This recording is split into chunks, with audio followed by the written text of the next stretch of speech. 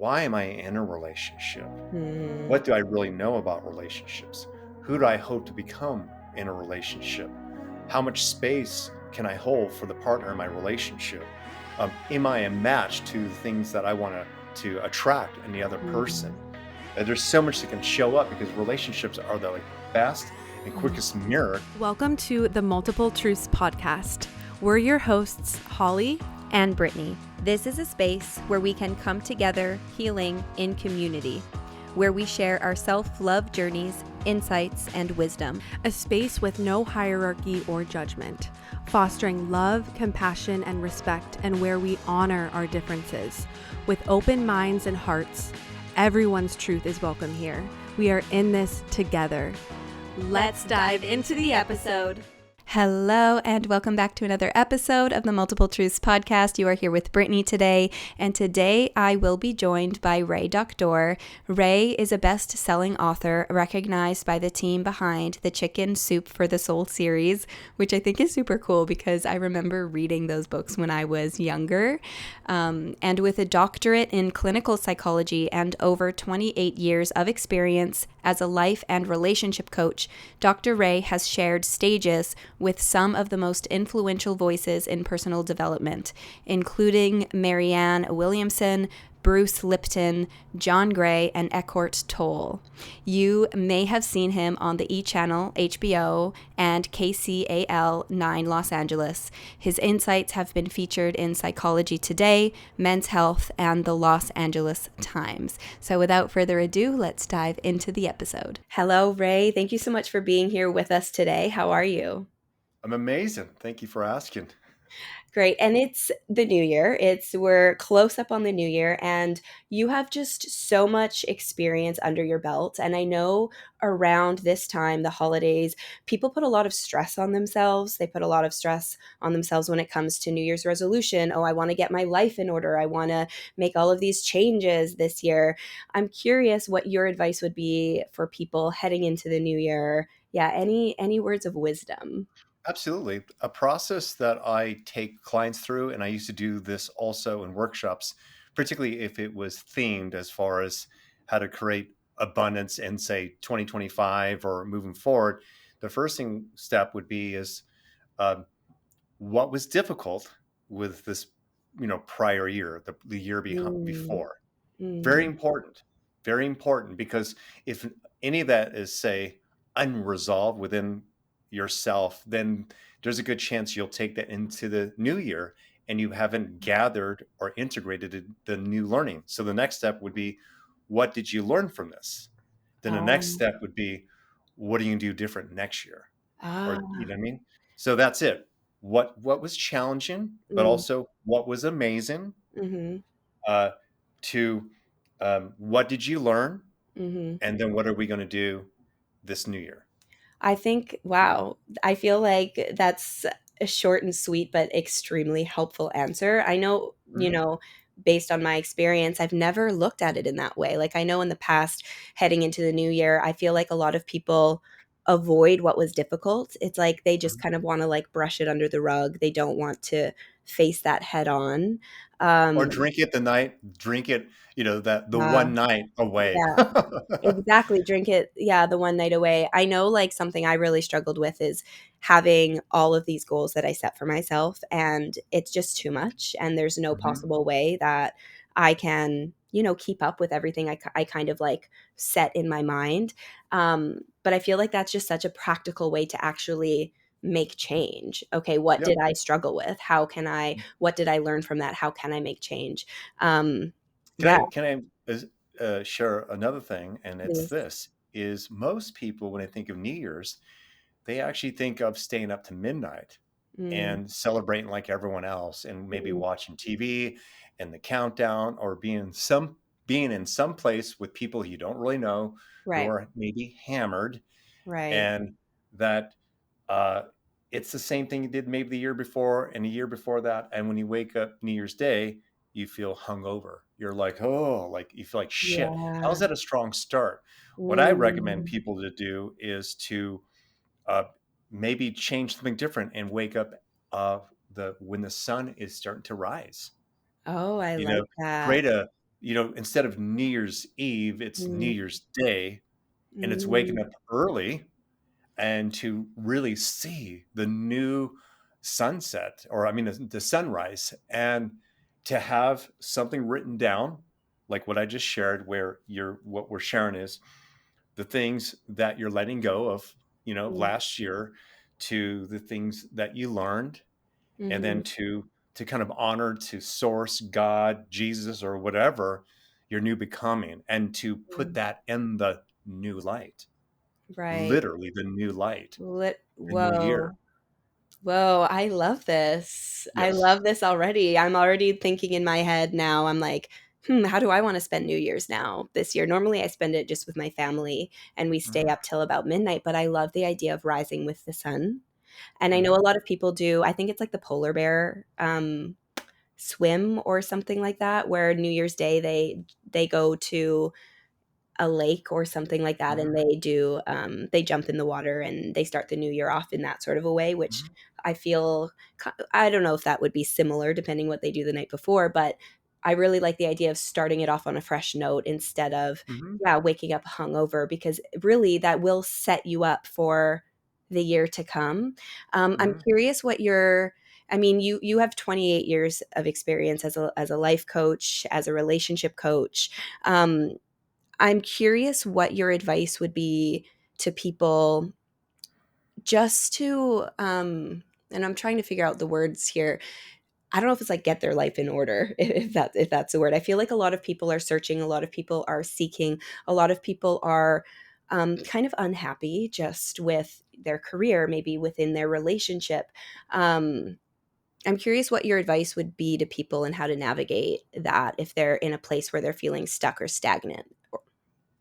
the At least for me and the clients I work with, one of the reasons why they come to me is that they actually are seeking a map for themselves.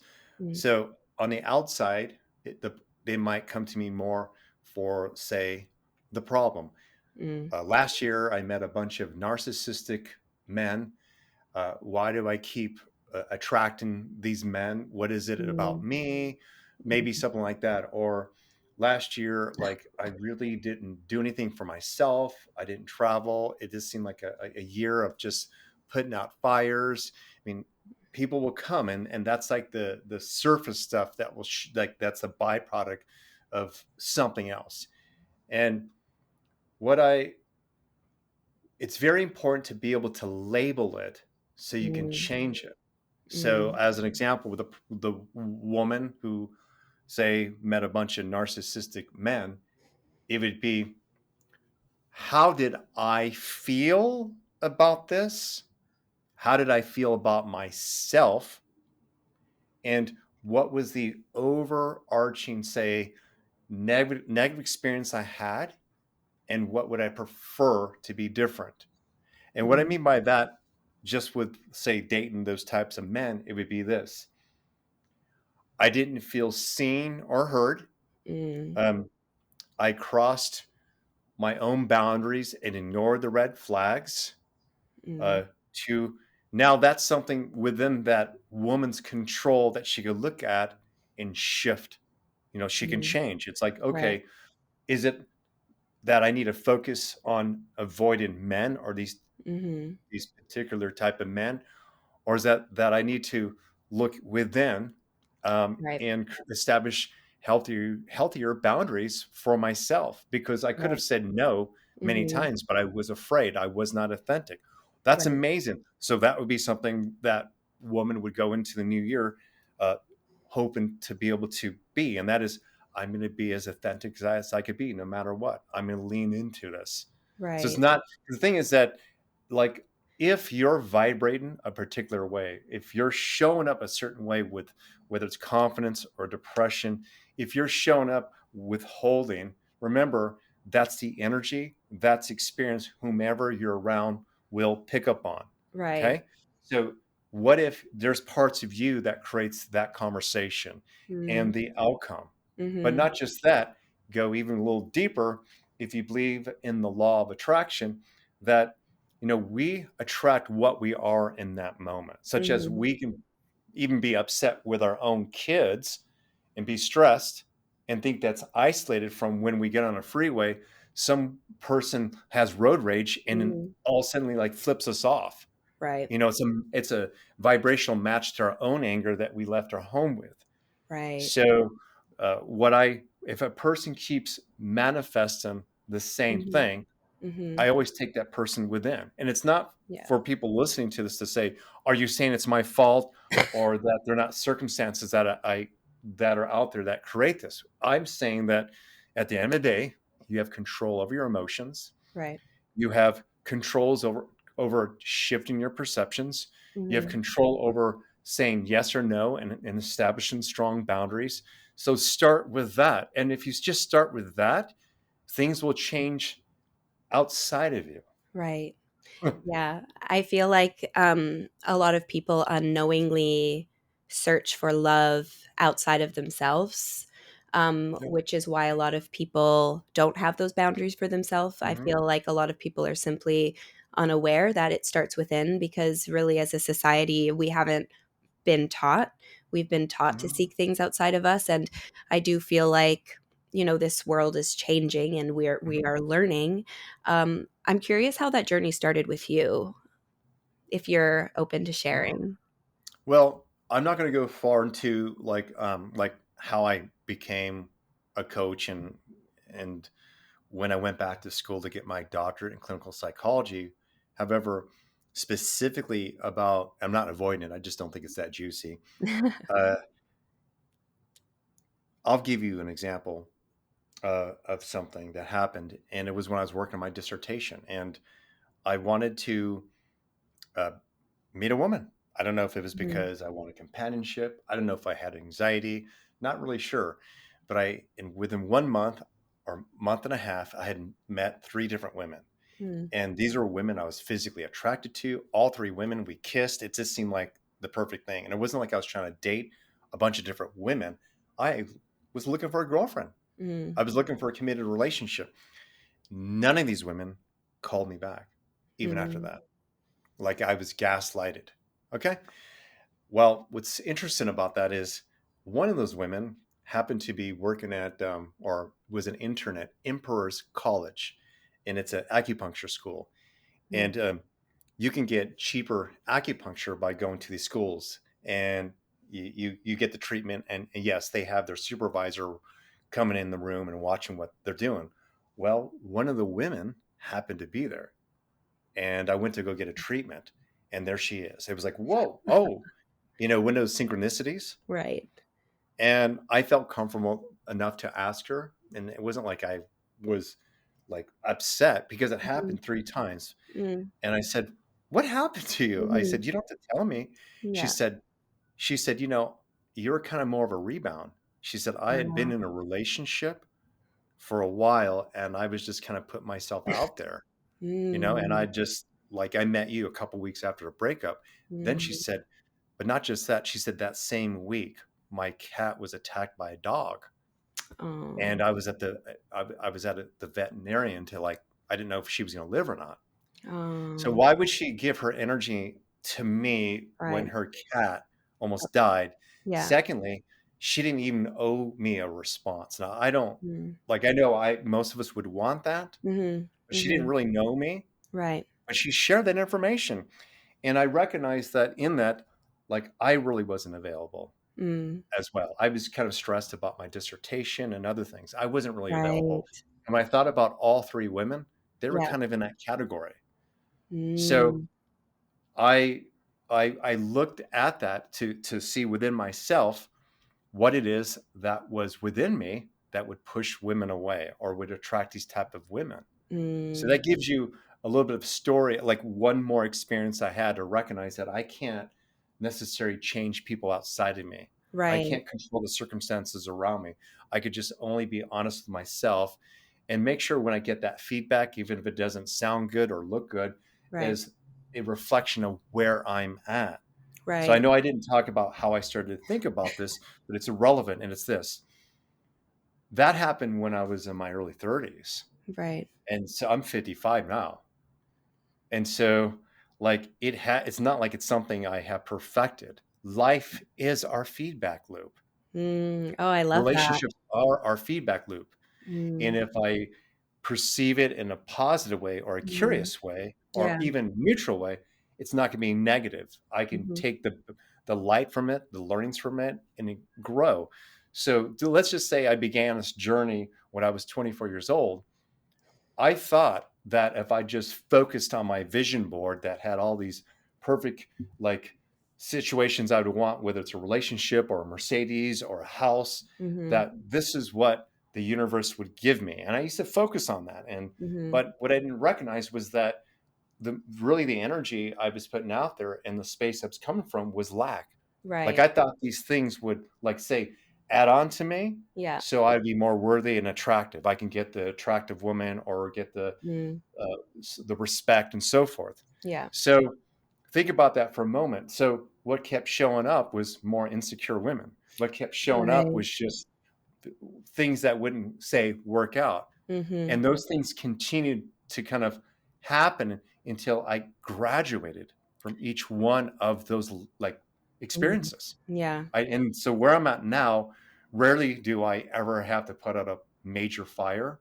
Right. Rarely do I experience any strange drama. Like I have Mhm. zero drama in my life. And for the most part, things keep showing up in a positive way. Right. So I'm sharing this because the journey it continues. Yeah. um, listening to that, thank you for sharing that because I feel like a lot of people can probably relate to that. I mean, I Hmm. know myself personally, I was attracting in the same sort of relationship as well. It was Hmm. all men that were emotionally unavailable, and only Hmm. later through my own journey did I realize like, oh shit, I was unavailable too, Hmm. unknowingly. But it sounds like for through that example, you had the ability to put your ego aside because, like you said, regardless of what the answer is, it's having the ability to listen and to reflect, um, and to be aware. I feel Hmm. like awareness is so important. A lot of people are unaware of these things. Hmm. Um, and I do feel like people are becoming more and more aware, especially those who do listen to this. I feel like a lot of people who listen to this podcast are very much so on that journey.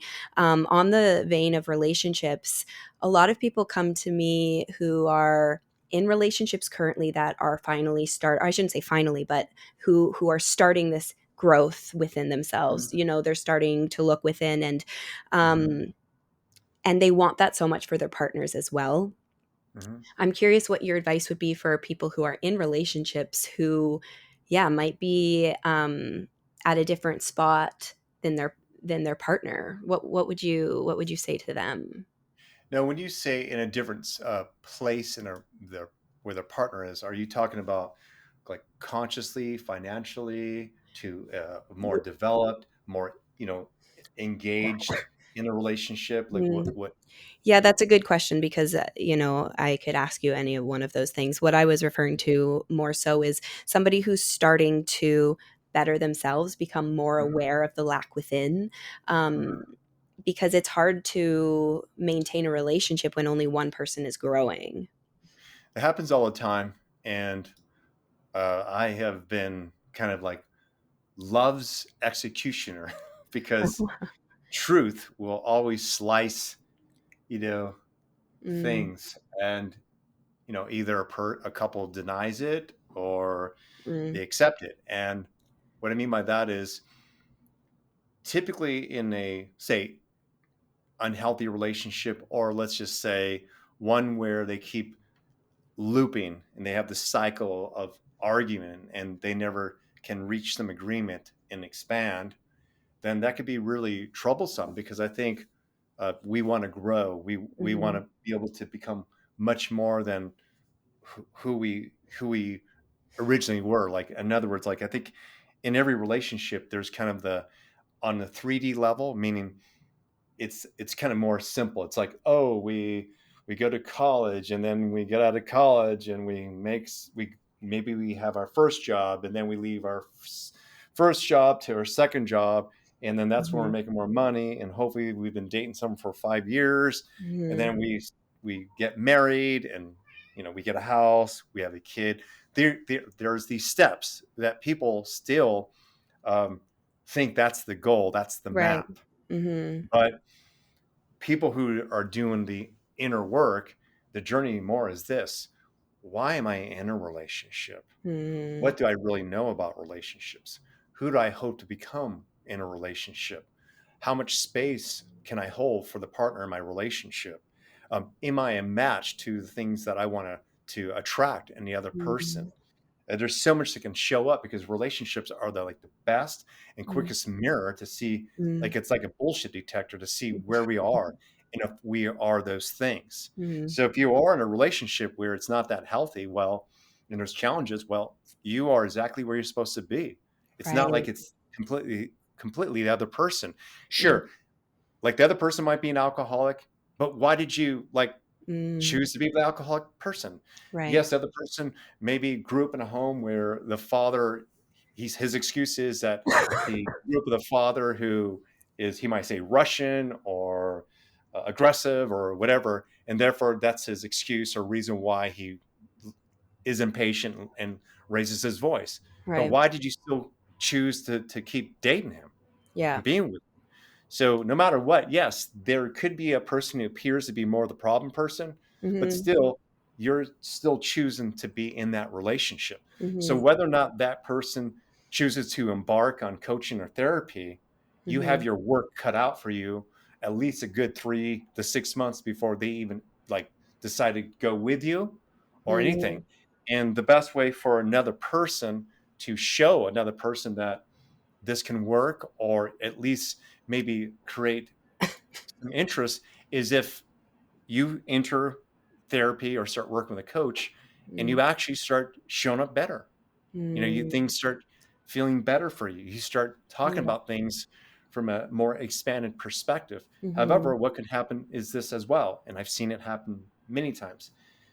The partner, and it's more than often it's unconscious, it's that because you're starting to do better, they feel insecure because they feel like you're going to pull Mm-hmm. away Mm-hmm. because you don't no longer placate or get caught Mm-hmm. up in his or her drama, Mm-hmm. that they think that you're no longer in love with them rather than Right. that you're now more in love with yourself, and you're not Right. going to tolerate that bullshit. Mm. And so it could be where even they start coming at you even more Right. because they're trying to bring you to their level so they Right. feel that connection. But the Mm-hmm. truth is this, is that you're starting to rise. You're Mm-hmm. starting to be at a different level. You don't want to go back down. It's where No. they have to reach up. They need to Mm-hmm. connect to that level where you're at as well. And that's where it might be where you both see a coach or therapist together, or they embark on their own journey.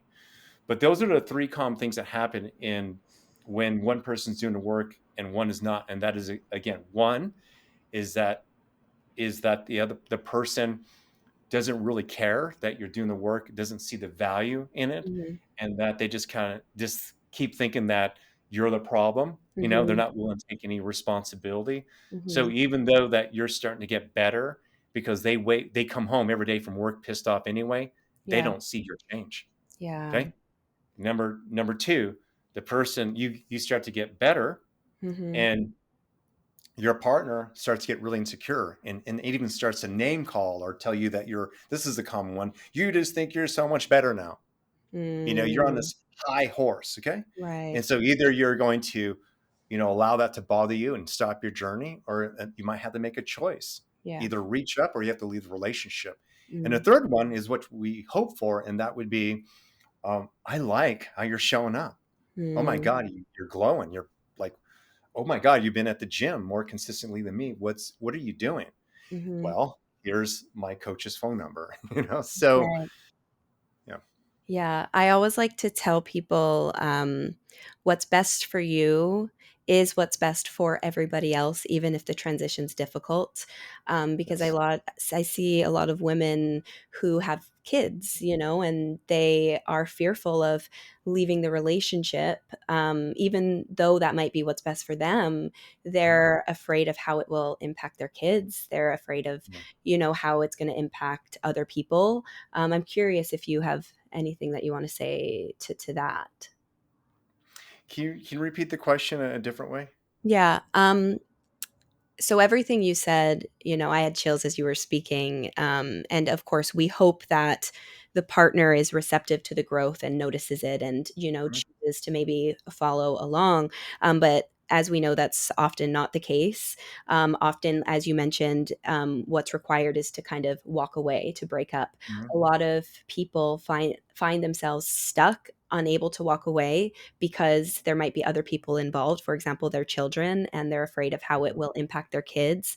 I like to say, like, what's best for you is what's best for everyone else in turn, including your kids, even if mhm. the transition is difficult. But I'm curious if you would have anything else to say on that. For Yes. So when I work with couples, and right now I'm working with currently three right now, and usually my process is pretty fast. I'm very solution focused, but the first step I've experienced with all couples is they're reaching out to me because the relationship is on the rocks. mm, So that container, or you want to call it like a lane, is where will it work? Can it work? And right. are there problems with communication that can improve this so it will work or not? Okay. Mhm, Let's just say it's not going to work. It's clear that they're going in different directions. One of them may have fallen out of love. And that's what has happened with two of these couples. mm, And I'll tell you what it was. It's like one of the woman, she had been asking for her husband to see a mm, coach mm, forever. And mhm, finally, he's seeing me, but she mm, has fallen out of love. It has been mm. 10 years. And Wow. so now he's doing a work. She doesn't know if he's doing a work to help the marriage, or he does, or if does he even recognize that no matter what, he's going to become a better co-parent.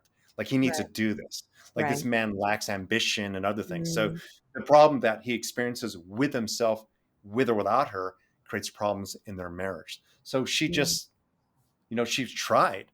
So that happened. And so the next lane is okay, it's not going to work. So we went from is it going to work?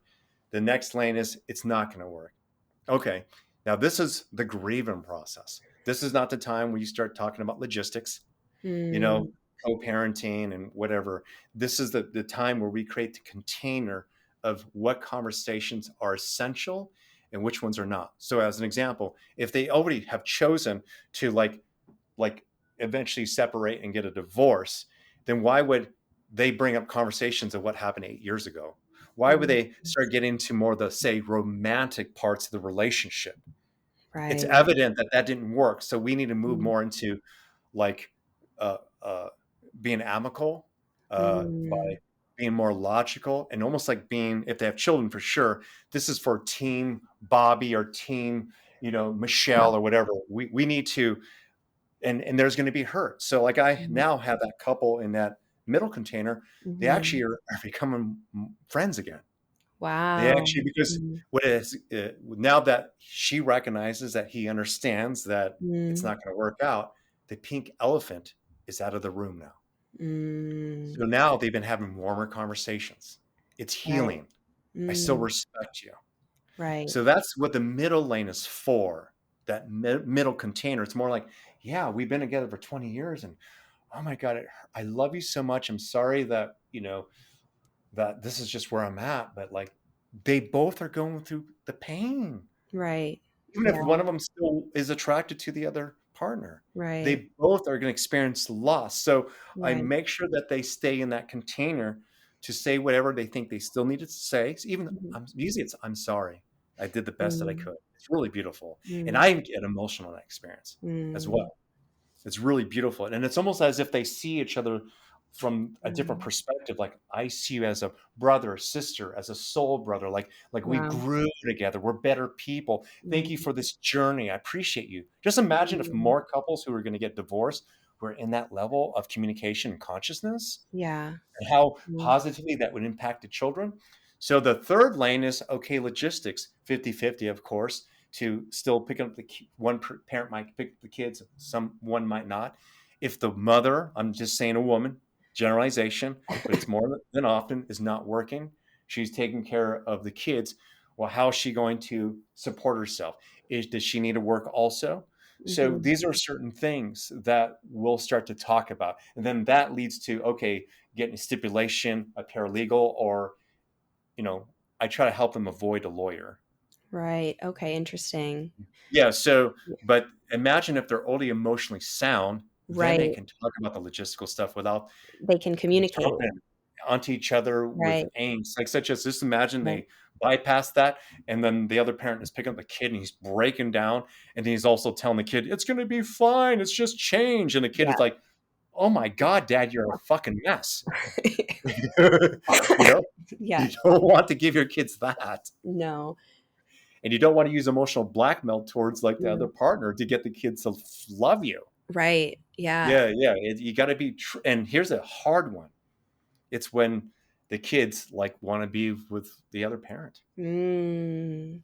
Yeah, I mean, I'm not a parent. I've never been Mhm. married or anything. So, all of this information, I just have like full body chills as you're speaking. So, looking to connect with like minded community on your journey of self growth, self love, and spiritual discovery, join the Beehive, a supportive community hosted by Holly and I, designed to help you on your personal transformation and healing journey, and to help you tap into your innate wisdom with live monthly Q&A sessions, exclusive content, and a like-minded community. The Beehive is the perfect space to grow and step into your most authentic self. For more information and to sign up, check the link in the show notes. Yeah, I'm excited for people to listen to this because I do readings for people, and I just read the messages that come through, but there's a lot of people going through this right now, like divorce and just wanting the best for their kids. So I feel like this is so helpful. So thank you so much for all of that.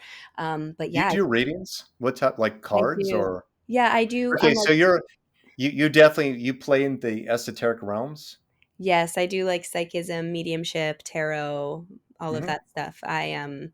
Yeah, I was actually in school to become a counselor. I was a teacher, and I ended up leaving that behind to pursue this because it's kind of where my intuition was calling and leading me.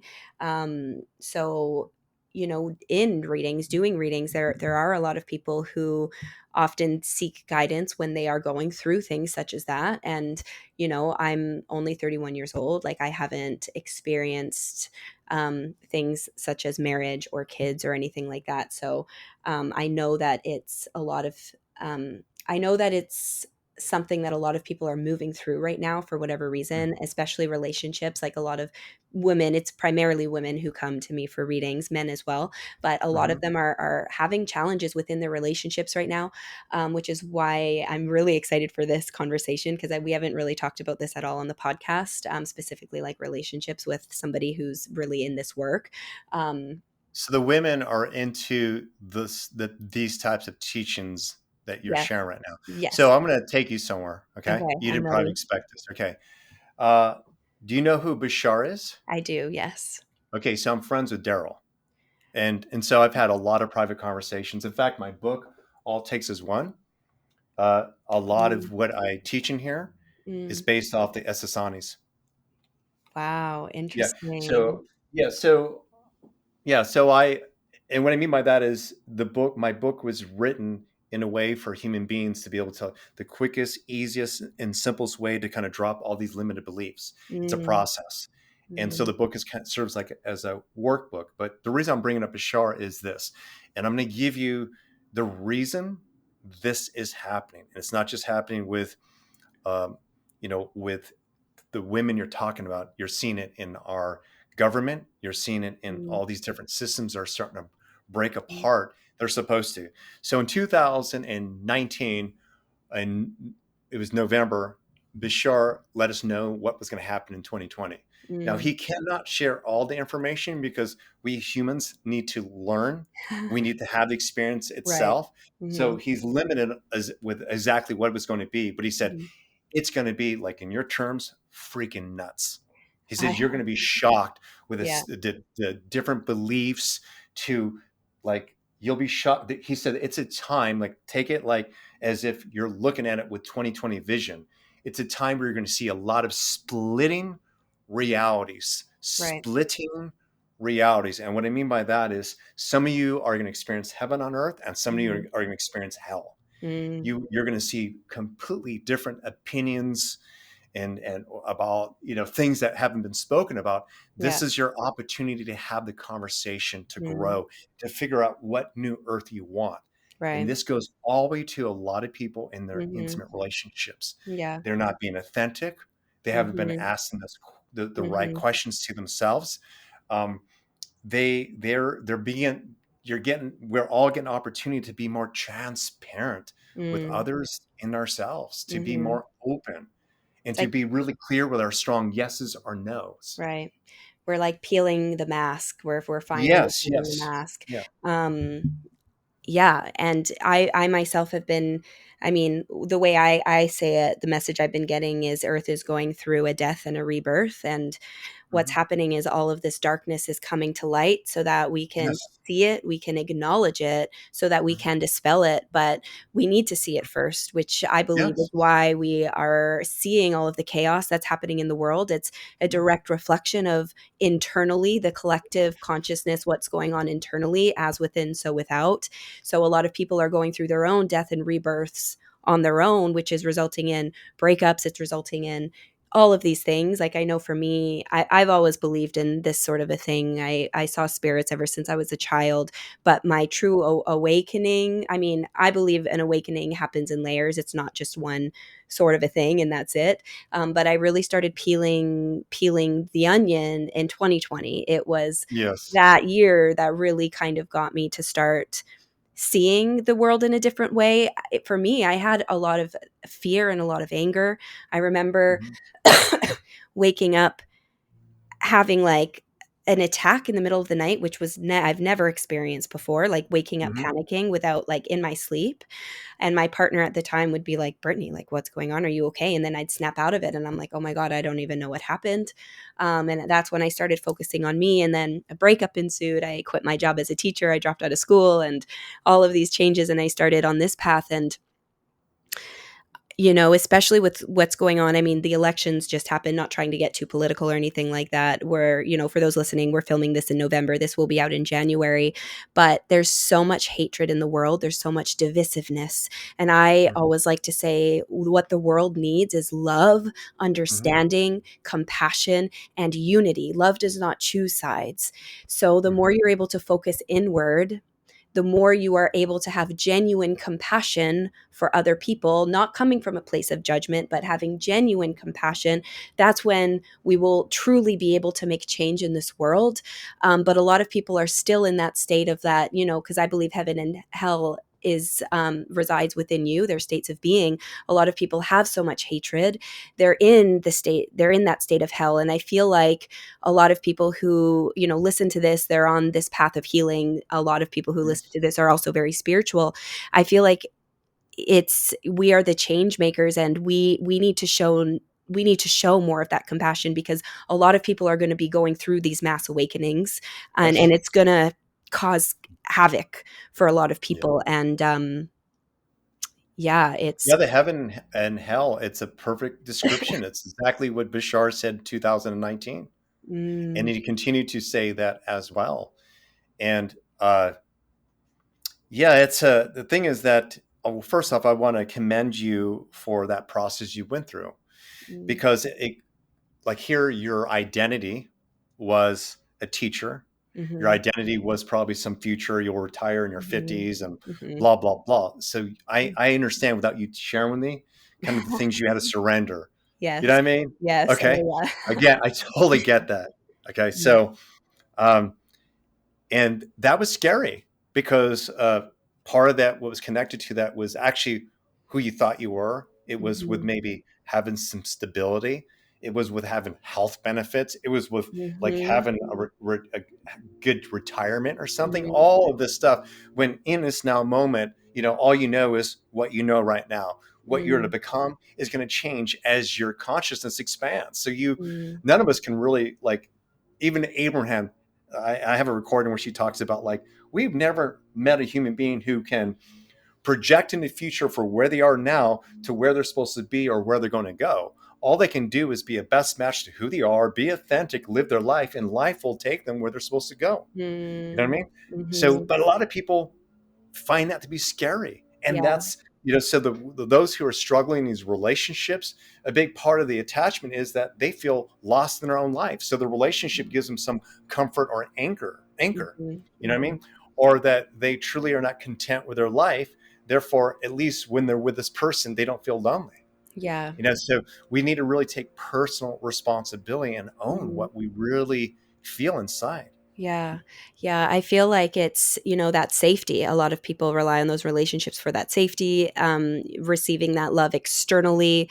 But when you're able to really shift that and when you're able to provide that for yourself, your outside world really will start to change. And it's something that I speak of. I'm passionate about. Like, I want everybody to live a life of love, and I want everybody to be in that state of heaven on earth.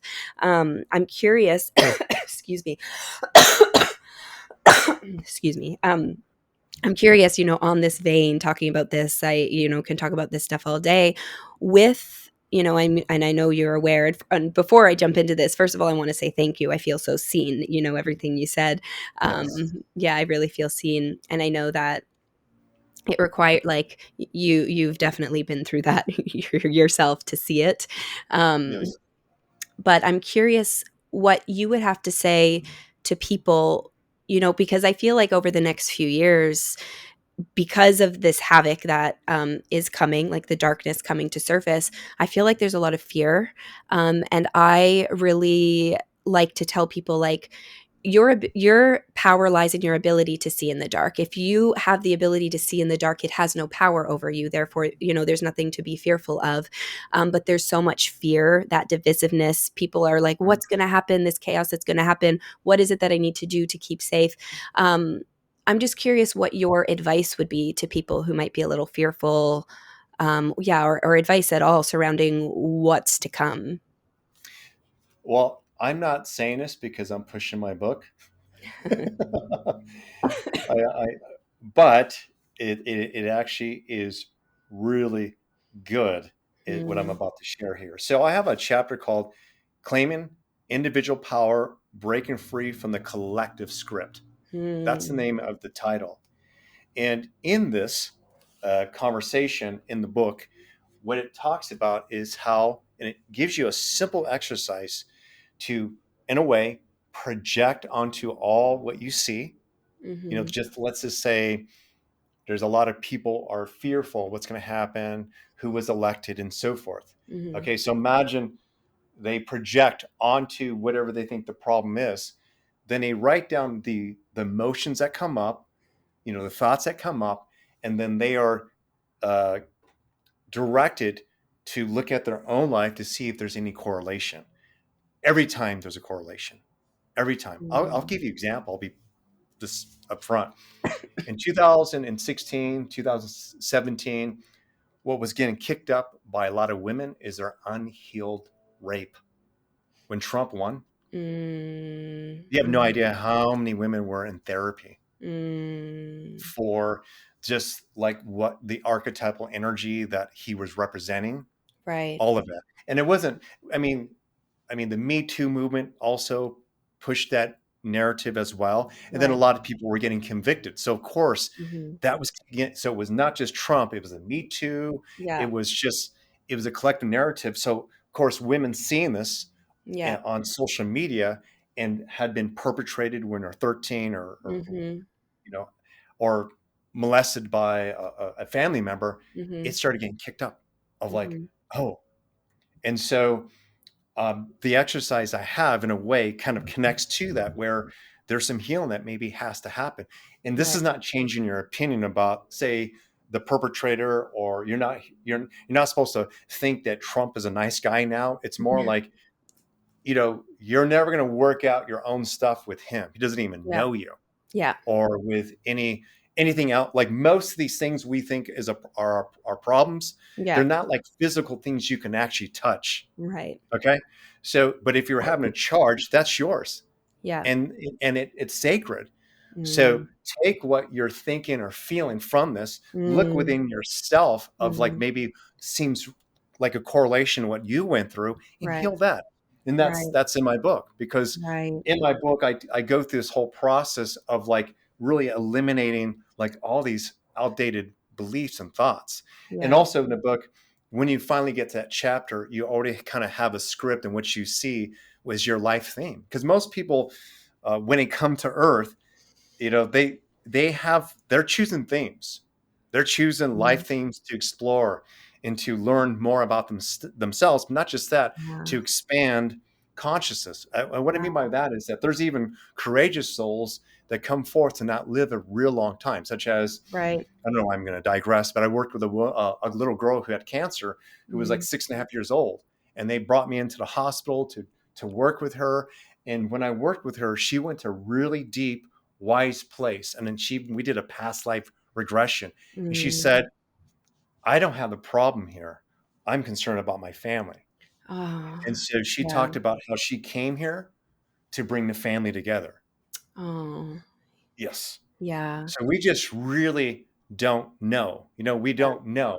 Mm-hmm. So everyone's here and we're all participating. And the best thing that we can do is work on ourselves so we Yeah. can shine, so we can be Mm-hmm. another part of the collective that is in that positive vibration. Yeah. Yeah. Oh, I just have full body chills as you're speaking. And We're interrupting this episode to share something close to our hearts, our virtual healing circles. We have been loving them so much and meeting so many of you incredible people through them. Brittany and I are passionate about bringing people together to support one another and heal in community. We felt alone on our paths for so long, and coming together in community has been instrumental to our growth, and we've both seen the importance in it. We aren't meant to do this alone.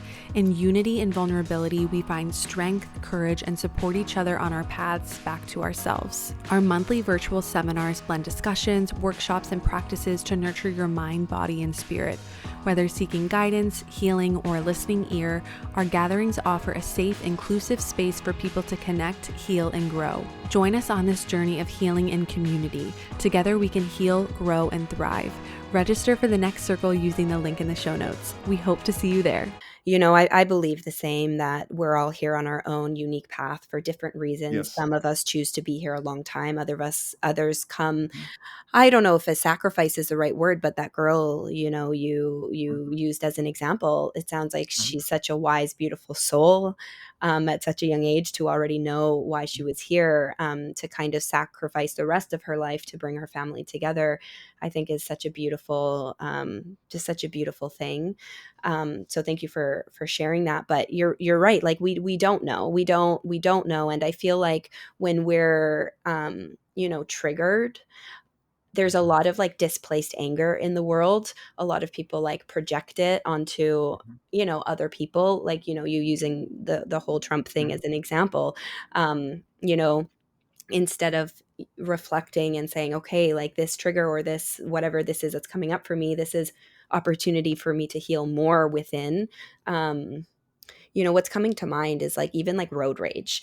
I feel like a lot Yes. of I mean, women and men, I was going to say men specifically, but there's so much anger in this world, and we're made to feel ashamed of our anger. We're made to feel as though anger is a negative thing. When we're kids, like, oh, you're angry, go to your room. Not Mhm. being given safe spaces to express that anger. Not saying you should express it on to other people, but I feel like as a result of people shoving their anger down, it's just displaced. And I'm curious if you oh, excuse me. I guess I'm curious what your advice would be to people when it comes just anger in general, if you have anything to speak of when it comes to anger, because I feel like especially women, we mistake anger for sadness. It's easier for us to tap into sadness, but I feel like so many of us have anger. And I also believe that our body holds on to things, and I feel like this is the root of a lot of diseases as well. When we shove these big intense emotions down, it will manifest in the body as disease. So I'm curious your thoughts on that, or if you have any advice surrounding how to deal with that. Well, first off, you made it a lot easier by saying a truth that is for me as well, and using anger and mass sadness. Like that. Mm, The For I would say more women, if they were to go a little deeper with that, it would be that for whatever reason, I still don't feel safe. For whatever reason, I don't feel seen. For whatever reason, I'm starting to feel hopeless and frustrated. for whatever reason, I don't feel I'm being taken seriously. For whatever reason, when I'm communicating with my partner, that it's being heard as more of an opinion versus that I would hope to see change. So Mm, if that were to build up in time, it for sure would probably turn into anger.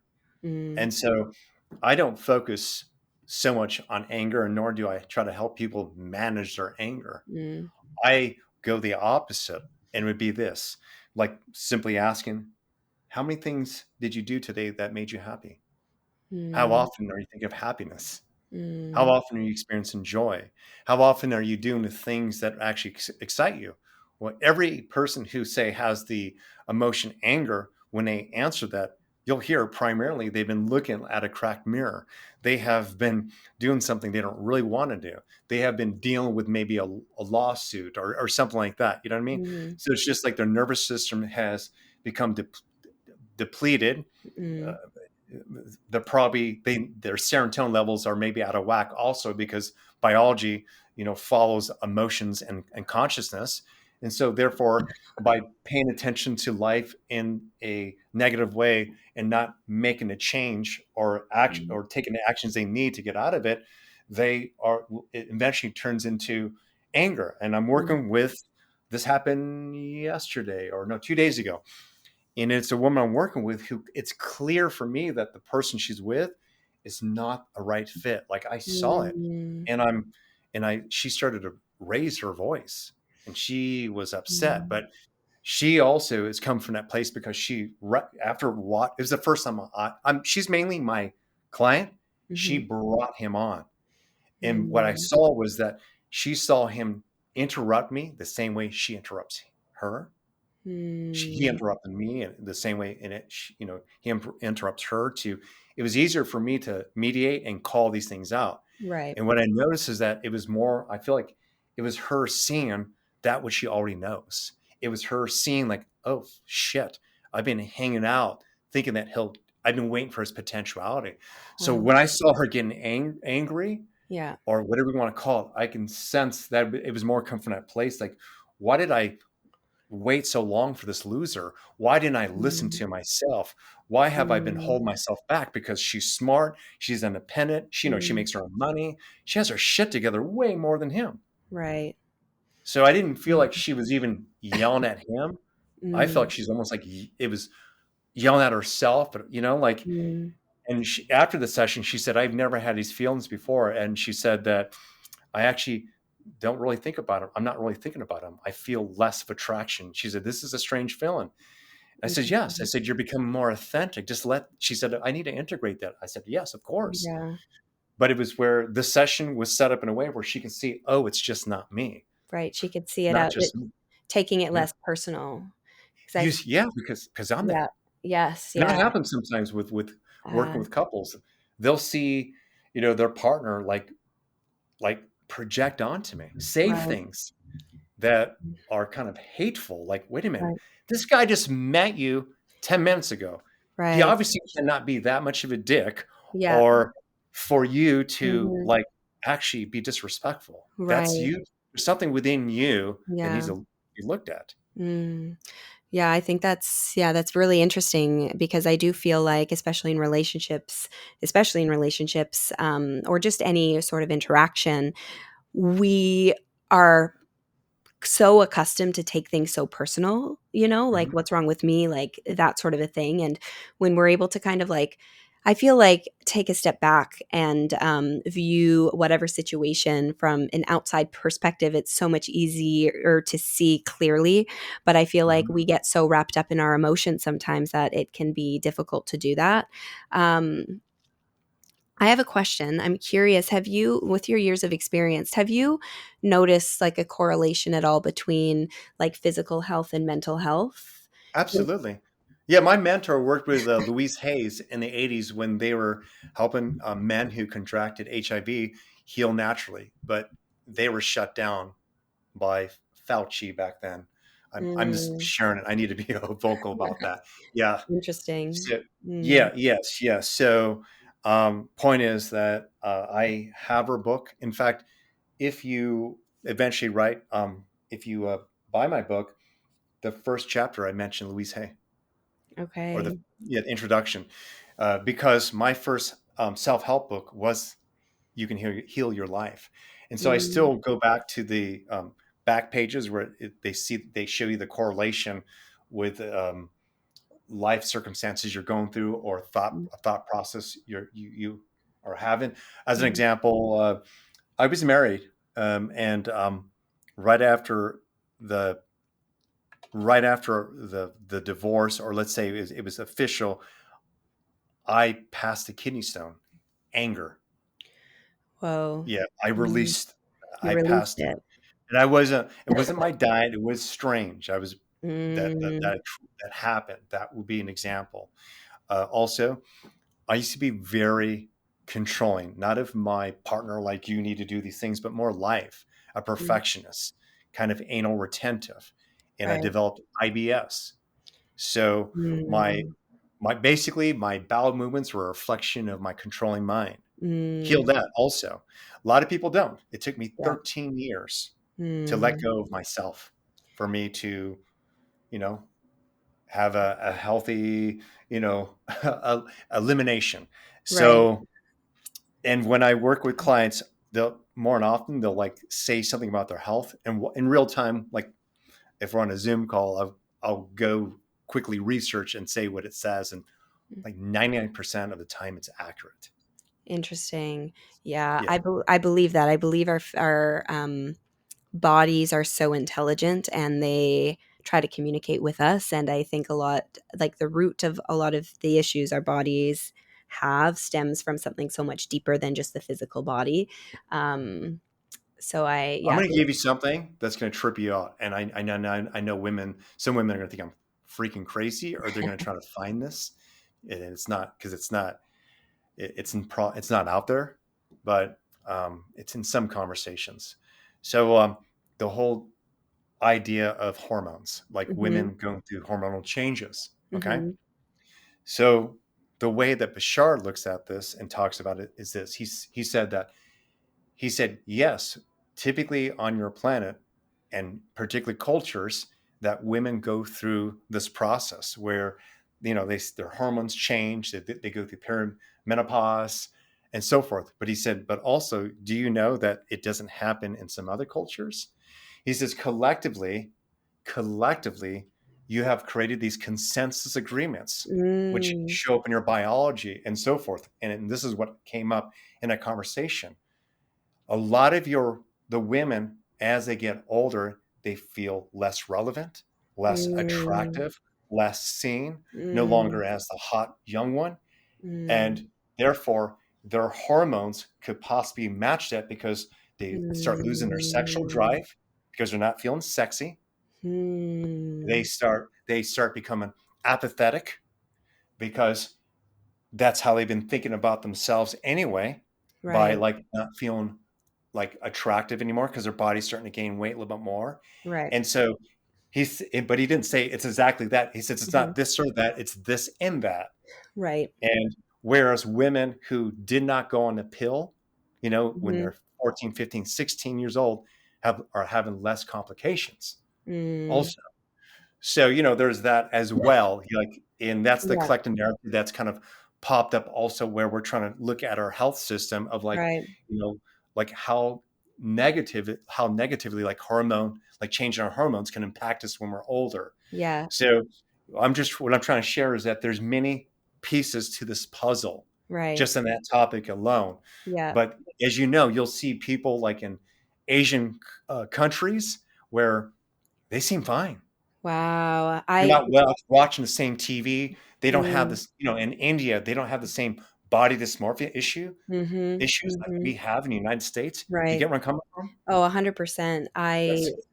Yeah, I just have like full body chills as you're talking. And I believe that. Like, I truly believe what you're saying. I personally believe age is just a number, Mhm. something that when it comes to time, like, time is not actually linear the way we're experiencing it. Everything is Mhm. really happening all at once. But in Mhm. order for our human minds to comprehend this experience, we created time. And I feel like, a lot of women Do you that know you're come. saying what Bashar says verbatim? He says almost exactly what you said verbatim.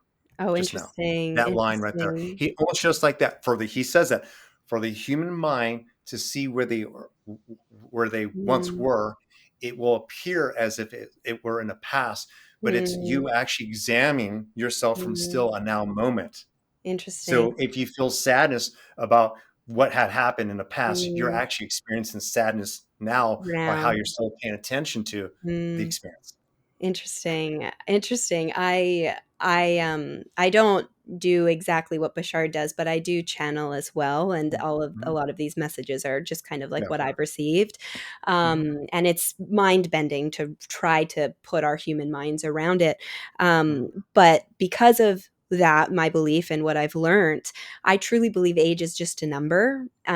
Yes. And a lot of women who come to me for readings, let's say they're in their later 30s and they want to have kids and they're still single, a lot of Yes. them stress out and they want to. And I'm not telling, for those listening, I'm not telling you what you should and shouldn't do. I know a lot of women who go to freeze their eggs because they're trying to take these preventative measures, having the ability to have kids if it does happen later. For me personally, I feel like if you're meant to have kids, like you will, as long as you keep yourself healthy, mind, body, spirit, you're doing the healing. I know personally on my journey, a lot of other women who are on this similar journey of healing specifically the womb space because trauma is passed down. I myself, like you were talking about rape earlier. I Mhm. was raped when I was 19. There was a lot of healing that I needed to do, specifically Mhm. my root chakra, my womb space, and through plant medicine, through my healing journey, I've done a lot of healing, and I truly believe that what would prevent me from having kids is Mhm. to not heal, if that makes sense. But I feel like by doing the healing, you can still have a child even later, quote unquote, like older.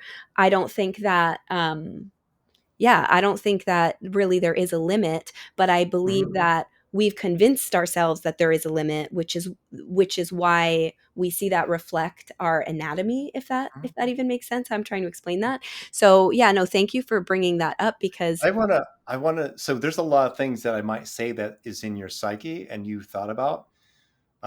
I say that humbly because I think we're connected here. And uh, so first off, I want to talk about generational trauma and what it actually is, okay, at least please. from my perspective, and what actually, like even I learned from Bashar, particularly because I've worked with actual like grandfather, father, and son. I've worked with like Mm, three generations cool. I of think like, that's so yeah. interesting. So I think there's value in what I'm about to say here. Mm, What's really interesting is that I'll share like exactly that. I worked with three men. So interesting. mm, It's really fucking cool.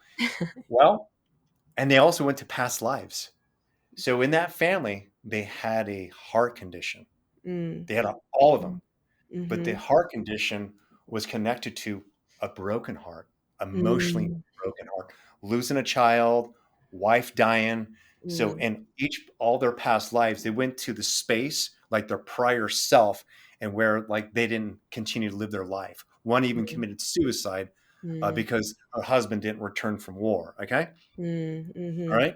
So the one of the men was a woman supposedly in a past life. mm, Now here's the thing: we don't have to believe any of that was true, but why mhm, did their psyche go to the mhm, same story and theme? Okay, mm, so here all three men they needed to heal their heart. They needed to open themselves back up and also recognize this shit happens sometimes. But mhm, stay open. You're here to learn and grow. And mhm, so they chose a specific family, generational trauma.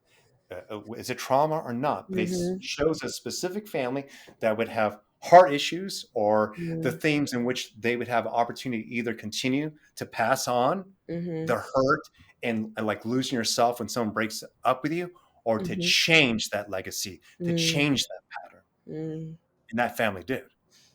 So mm. to me, and what I learned, generational trauma is just more passed on cognitive blueprints, Yeah, but also in the unseen, it is also a chosen path right. to have the best Mm, learning from that. It doesn't mean interesting.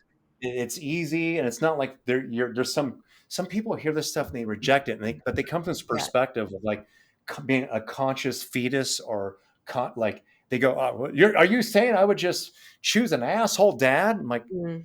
well, from spirit, he's not an asshole. Yeah. From spirit, he's an opportunity.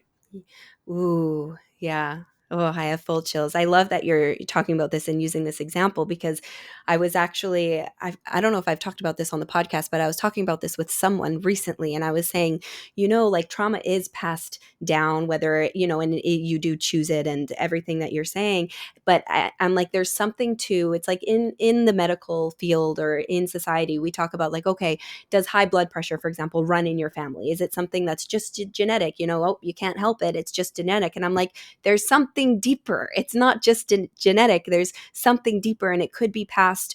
It could be from a past life. It could be from something that was passed down from your great great great grandfather or grandmother or whatever it may be, and it will show up in a physical manner.